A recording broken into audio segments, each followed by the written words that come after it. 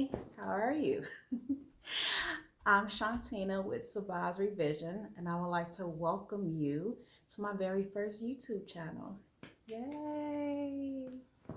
I have been furniture flipping for about 2 years now, and after watching so many wonderful videos of creative flippers, furniture artists, those that restore, repurpose, refinish furniture, I decided to finally take my leap.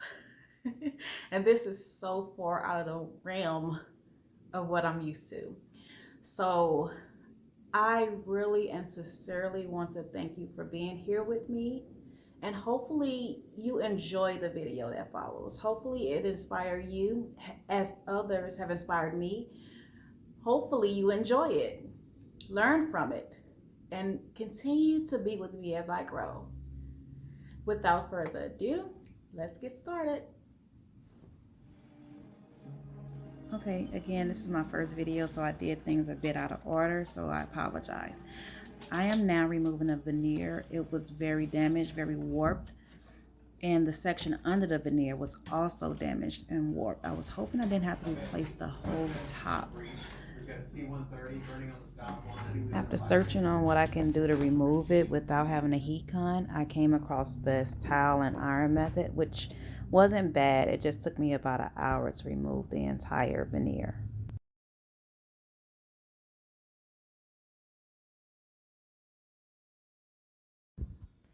Okay, this is the part that should have been the beginning of the video. I am going over the table. I got this table for about $15 at our local St. Vincent thrift store. It's a very pretty table, small. And as you can see, the top part of the table was pretty warped, the wood was, and there were cracks in the wood, pieces kind of coming apart. But other than that, the table was pretty good. There was an old odor to it, not an animal odor, not a smoke odor, but just pretty old.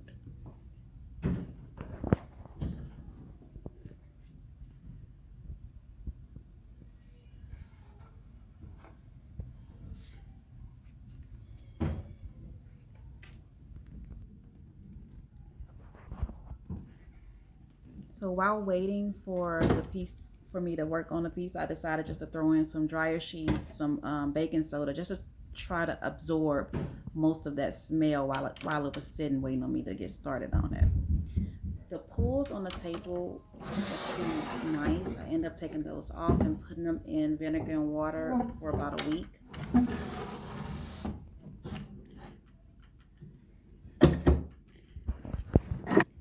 At first I thought something was wrong with the doors, but with this table you have to close one door first before closing the second door. Weird.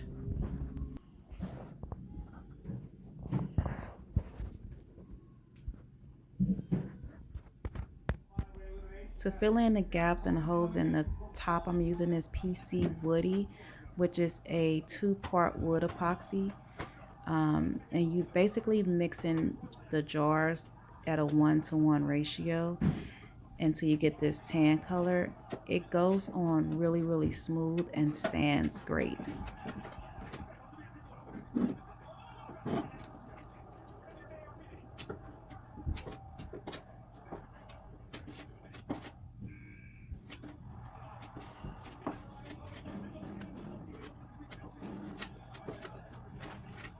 After repairing and sanding the top and getting it pretty smooth, I used first a 150, then went up to a 220.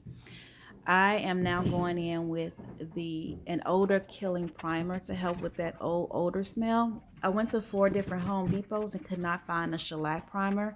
This is primarily for pet odor, but it did do the job. It goes on white but dries clear.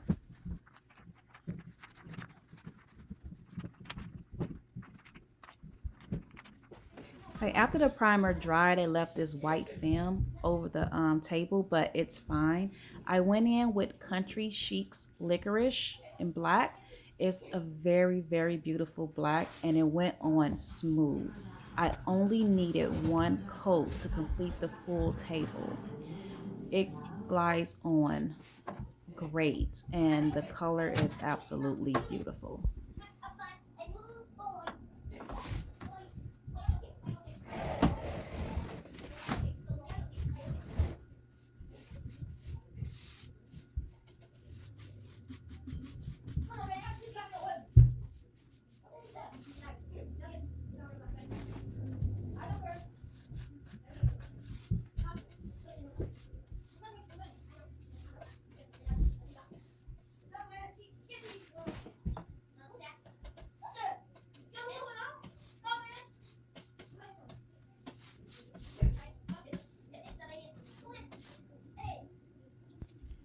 After I got the paint on, I did go back with just a one stroke from the top to the bottom just to smooth out any lines and to give it a clean finish.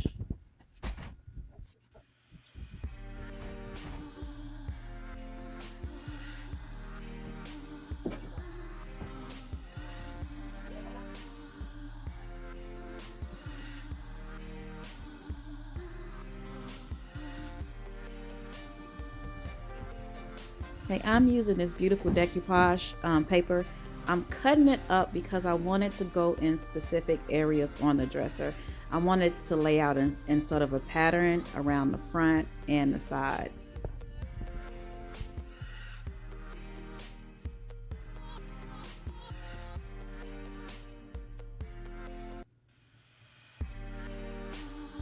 After I'm done cutting the decoupage paper, I'm going in with Country Chic's top coat to lay the decoupage paper where I want it. It's not difficult. This is my first time using decoupage, but for me it definitely was a learning curve because I was having trouble really getting that paper flat. I used about 2 sheets of this decoupage paper to create my total effect.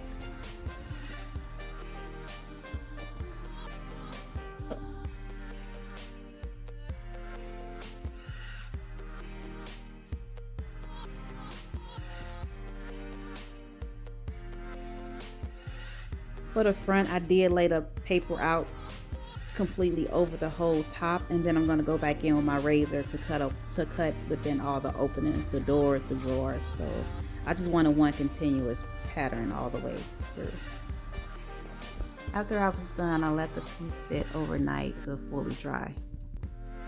Now that I have my decoupage pieces where I want them on the table, I'm going in with Country Chic's Licorice in black, Country Chic's Simplicity in white, and Long Legacy red pepper.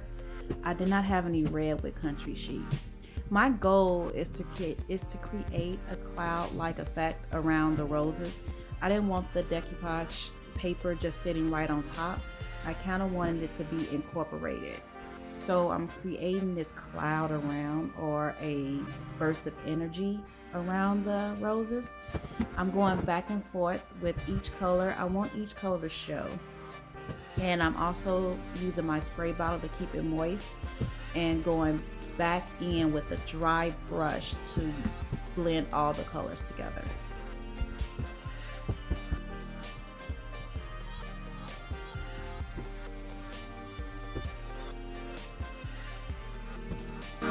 I did not go in with a set in stone technique. I just kind of used a back and forth, up and down circular motion just to get the effect that I was looking for.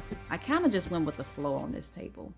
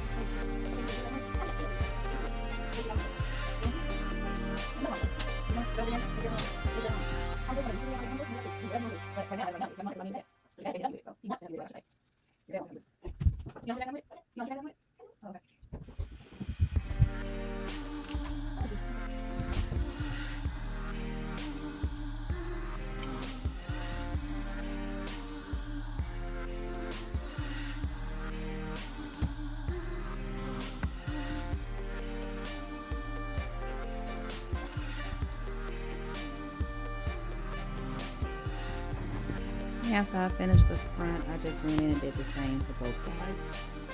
I did end up mixing Country Chic's licorice and Simplicity to give me that gray color. I found it pretty difficult to really blend in that white by itself.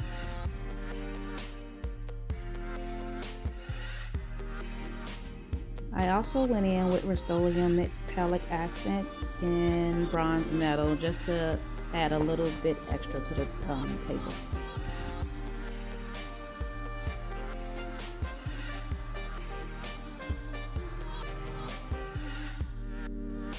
I'm sealing the piece with Country Chic's Top Coat and Clear using a blue sponge that I got off Amazon.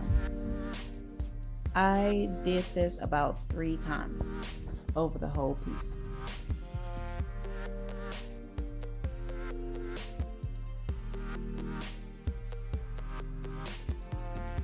After the pools sat in the vinegar and water about a week, I did not expect them to be so super bright, so I went in with Country Chic licorice just to darken them up a bit. Okay, here is the before, a beautiful table before anything was done to it.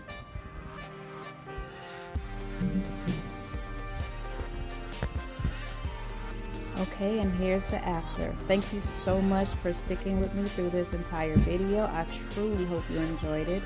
And until next time, peace and love.